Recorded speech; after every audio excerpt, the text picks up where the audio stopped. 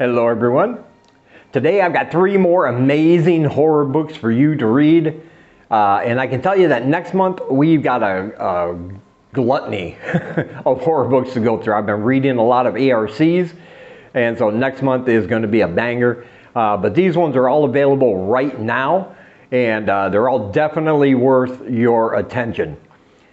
Before we get started, I want to remind you that I have horror books for sale.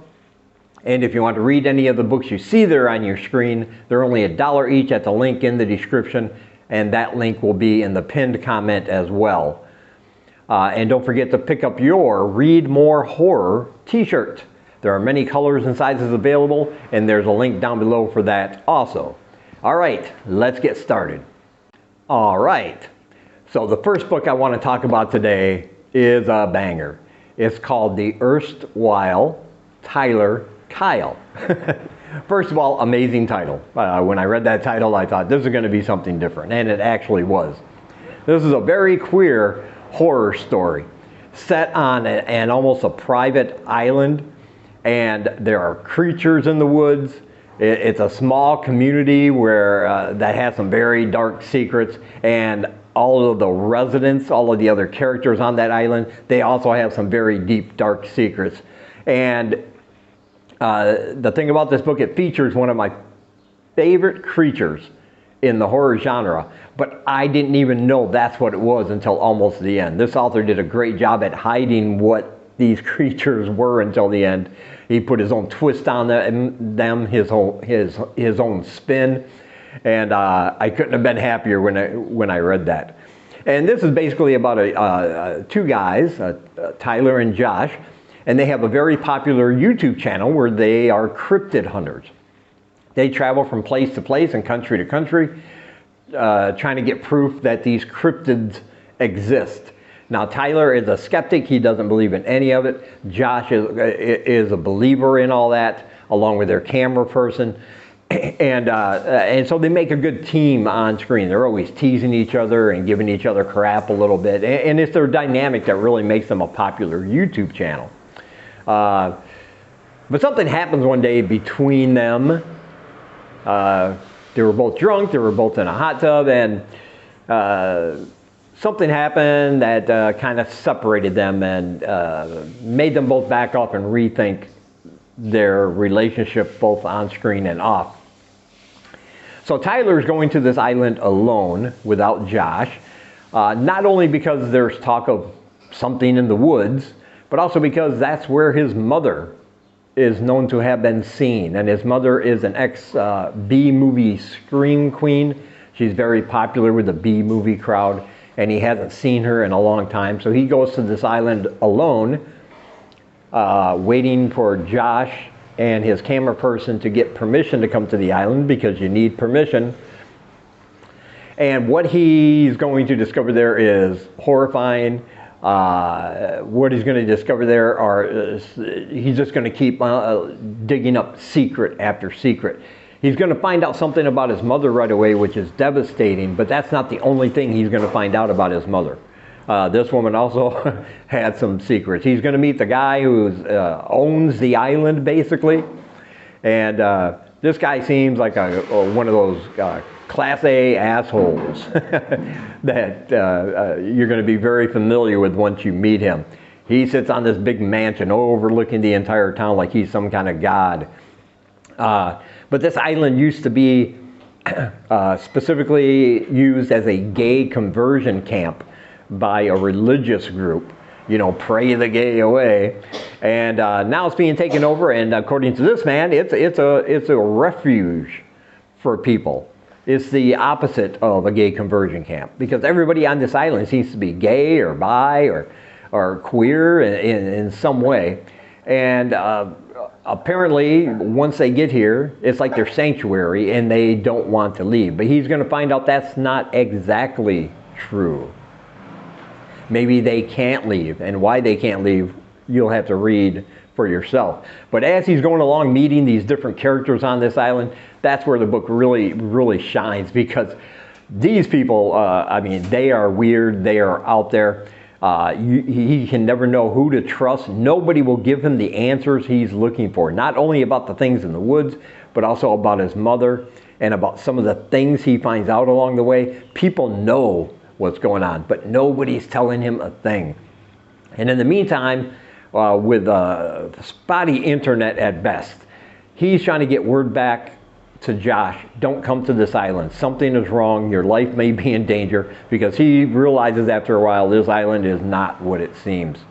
But Josh is going to wind up coming back to that island because something's going to happen. And again, you have to read about that for yourself. But what they're going to find there is something horrific. It's going to get bloody. It's going to get messy. It's a really twisty, turny kind of story where you can't trust any of these characters. Some of them might appear evil, but they might actually be good. Some of them, and of course vice versa. The people he thinks he can trust might betray him. And there's a lot of drama here. And normally I'm going to say this, I'm not a fan of any kind of romance or romantic entanglements in my horror books, no matter what kind it is. I just, my soul is nothing but a black lump of freezing coal, and I just don't have that romanticism in me. But the relationship and what happened between Josh and Tyler is fantastic, and it really makes this story extra special, I think. I was involved in that relationship because of what happened, and it's really a main component of the story, and without that romantic aspect of it, I don't think the story would have been as good as it is. So kudos to the author for including a romantic angle in there that actually makes sense to the story.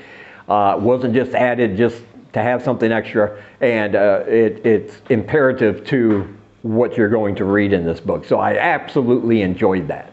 So thank you to him.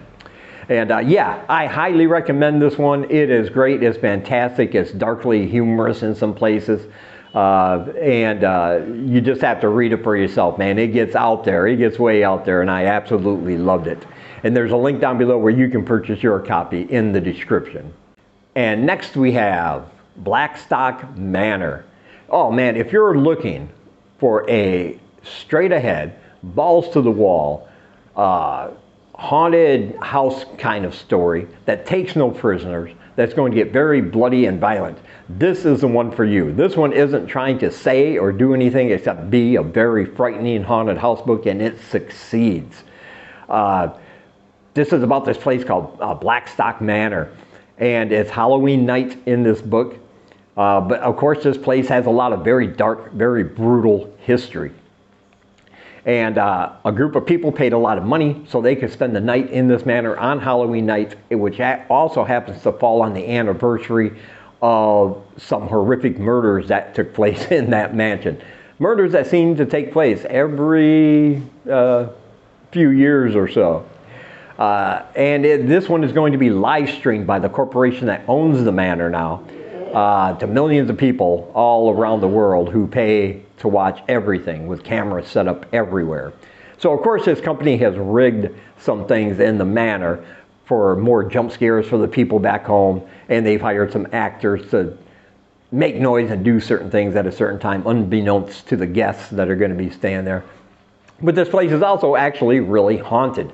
And so as things happen, as presences are felt, as noises are heard, it's dismissed kind of because the tour guides know that this company is probably doing things behind the scenes, as though they never know what's real or what's not, and that is going to cost them.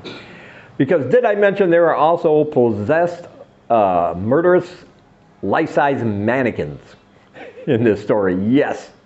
Very realistic life-size mannequins on the killers that have been there in the past and some of their victims, and they happen to come to life, and there's a lot of them, and they come looking for blood once the supernatural things start happening.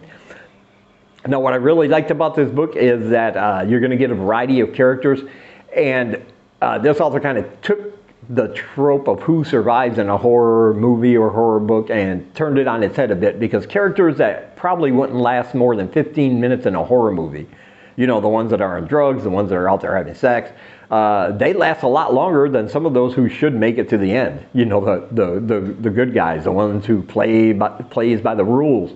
But there are going to be some very horrific, bloody murders once this thing ramps up, and you really want to read this book to find out why it's going on.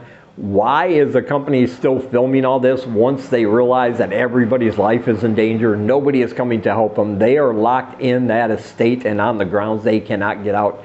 And these murderous mannequins are chasing them, and they've got ghosts everywhere, possessed mannequins trying to kill them, and it gets crazy. And I absolutely loved it. It's action-packed, it's thrilling, and it's one I think you are going to love as well. Again, I'll leave the description where you can purchase your copy. Or I'll leave the link where you can purchase your copy in the description. And next we have The Liar of Red Valley. This one is a weird one, man. This one is out there. It takes place in a town called Red Valley, California, a little town. It's ruled by a king. A king rules this town, and everybody is fearful of the king and his creatures. And there's a woman, always been a woman in town called the Liar.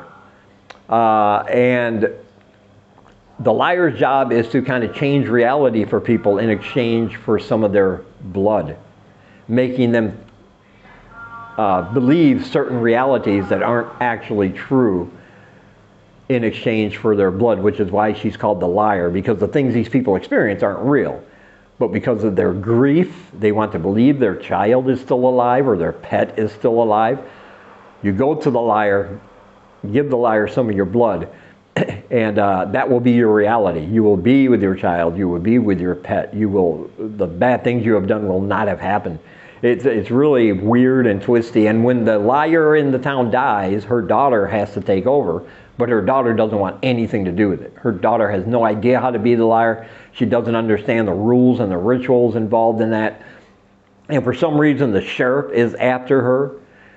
Even though she doesn't know why. The king really wants to speak to her, and even though she's a tough woman, she doesn't want to have anything to do with the king, because he presents himself as benevolent, but he is anything but.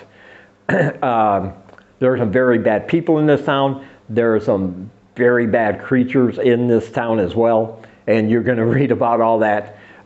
There's a house with two guys who live in there, and this house just appears at certain times for no apparent reason. Yeah, they just appear, and they know some things, but if you're in the house when it disappears, you might not be around anymore. Like I said, things are going to get twisty, things are going to get weird in this town. It's a very mesmerizing, weird kind of story there, but it's also very horrific once we start learning what the liar's role is, what the king's role is, how what's happening to these people, why they're not allowed to cross over at a certain point. It's fantastic. I absolutely love this book, and of course I highly recommend it to you if you're looking for something a little bit different that'll still frighten you. And as always, yes, I will leave the link for that book in the description for you to purchase. And I want to say thank you for taking some of your time and spending it here with me. And until we meet again, keep reading spooky, my friends.